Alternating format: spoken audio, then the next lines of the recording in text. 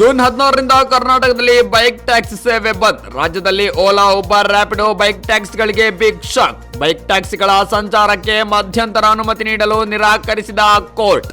Ola, Uber, Rapido bike ಟ್ಯಾಕ್ಸಿಗಳಿಗೆ Karnataka high court shock ಕೊಟ್ಟಿದೆ. Bike ಟ್ಯಾಕ್ಸಿಗಳ ಸಂಚಾರಕ್ಕೆ ಮಧ್ಯಂತರ ಅನುಮತಿಗೆ ಕೋರ್ಟ್ ನಿರಾಕರಿಸಿದೆ. ಬೆಂಗಳೂರಿನಲ್ಲಿ ಓಲಾ, ಉಬರ್, ರ್ಯಾಪಿಡೋ ಬೈಕ್ ಟ್ಯಾಕ್ಸಿಯನ್ನು ಬಂದ್ ಮಾಡುವಂತೆ ಈಗಾಗಲೇ ಕರ್ನಾಟಕ ಹೈಕೋರ್ಟ್ ಆದೇಶ ಹೊರಡಿಸಿದೆ. ಇದನ್ನು ಪ್ರಶ್ನಿಸಿ ಸಲ್ಲಿಸಲಾಗಿದ್ದ ಮೇಲ್ಮನವಿಯನ್ನು ವಿಚಾರಣೆ ನಡೆಸಿದ ಹೈಕೋರ್ಟ್ ಬೈಕ್ ಟ್ಯಾಕ್ಸಿಗಳ ಸಂಚಾರಕ್ಕೆ ಮಧ್ಯಂತರ ಅನುಮತಿ ನೀಡಲು ನಿರಾಕರಿಸಿದೆ. ಹೈಕೋರ್ಟ್ನ ನ್ಯಾಯಮೂರ್ತಿ ವಿ ಕಾಮೇಶ್ವರ ರಾವ್ ಹಾಗೂ ನ್ಯಾಯಮೂರ್ತಿ ಶ್ರೀನಿವಾಸ್ ಹರೀಶ್ ಕುಮಾರ್ ಅವರಿದ್ದ ಪೀಠ ಬೈಕ್ ಟ್ಯಾಕ್ಸಿ ಪರ ಮಧ್ಯಂತರ ಆದೇಶ ನೀಡಲು ನಿರಾಕರಿಸಿದ್ದು, ಮೇಲ್ಮನವಿ ಅರ್ಜಿಯನ್ನು ಜೂನ್ 24ರಂದು ಅಂತಿಮವಾಗಿ ತೀರ್ಮಾನಿಸಲಾಗುವುದು ಎಂದಿದೆ. ಹೀಗಾಗಿ ಜೂನ್ 16ರಿಂದ ಬೆಂಗಳೂರು ಸೇರಿದಂತೆ ಕರ್ನಾಟಕದಲ್ಲಿ ಬೈಕ್ ಟ್ಯಾಕ್ಸಿ ಸೇವೆ ಇರುವುದಿಲ್ಲ.